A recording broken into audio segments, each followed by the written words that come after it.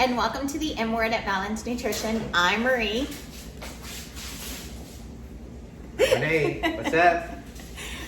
We are going to be making a Moroccan lentil, butternut squash, and ground turkey stew. What? So I am going to show you everything I'm going to be using and then show you how to make it. Here we go. Okay, so what I am going to use for the Moroccan lentil butternut squash stew, obviously, right? Butternut squash chunks. Renee did me the favor of cutting 2 of them that we got from our amazing neighbor, right? I swear, he's like a miniature farmer over there. They have like the best stuff. He's always giving us all organic. all organic, all our veggies. He does amazing. But to cut up the squash, right, just like spaghetti squash, it's super, super hard. So Renee has to do, usually Renee will do that for me, and he has a great tip. Yeah, so when you're cutting the butternut squash, you can either cut off one or both ends, so that way it's just leveled and flat and not moving around. And then just makes it so much easier to slice down the middle, guys. So you're not trying to cut through the top and the bottom. I don't think you ever really sliced it, babe. Usually you're like...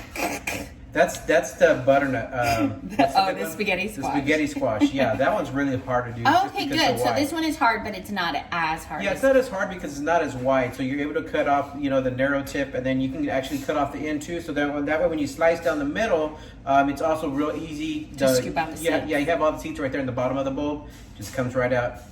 Easy. Oh, thanks, babe. And I just put it in the oven. I baked it for a little bit, not too long, because I also want it to cook a little with the veggies in texture, so it's not so mushy. So it's not so mushy. Exactly. I don't want it too mushy. I want it to be a little bit, harder, I guess.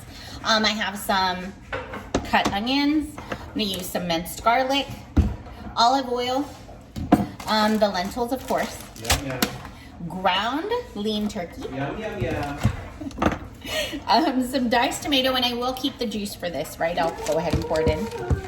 I had some leftover tomato paste, so I'm going to go ahead and add that. It's not very much, maybe about 3 ounces, about half that little container. All of it in some chicken broth. Lots of spices, guys. So I bet y'all never guess what spice she's going to use. Guess. Red pepper. I used crushed red pepper in everything, and that's okay because I like it. Whatever. Even in our desserts later, you'll probably see she put red pepper in it So too. full of it. Whatever. No. Crushed red pepper. Yay! But I'm also going to use some cayenne pepper. Yeah, it's gonna have some Hot. Some cinnamon, some turmeric, paprika, ground cumin, some salt. And when it is all said and done, I'm going to squeeze a couple of lemons on it for the juice and just kind of stir that in. All right? So I'll show you how I'm going to do it right now.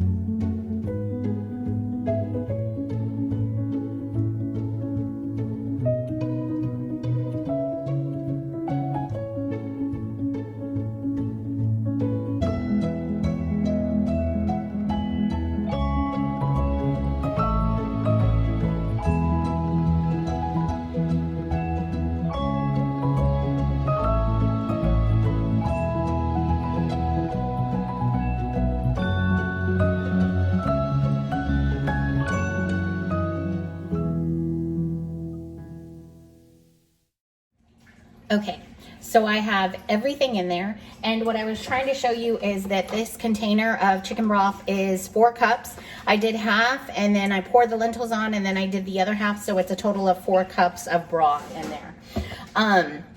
After I put in the lentils, that's where you saw me put in the butternut squash. I am going to let this bake or roast right in the foodie, because I'm not going to pressure cook it, and I'm not going to just slow cook it, because slow cooking, I think the minimum is like an hour. I don't need that long. It probably needs only about 30 minutes, because all we're doing is waiting for the lentils to get where we need it to be.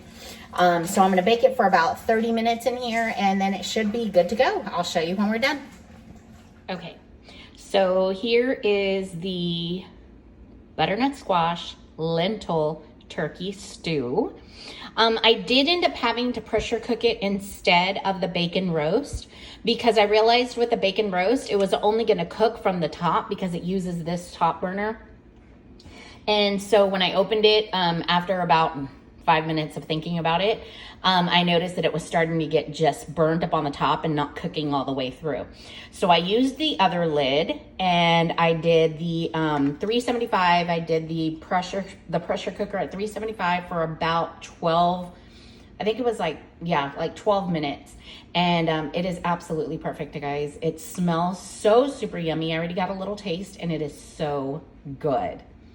If you use this recipe or use this or like this video, please give us a thumbs up, subscribe to our page, any comments or feedback that we need, because we are just starting, and let us know how we're doing. Thanks, guys.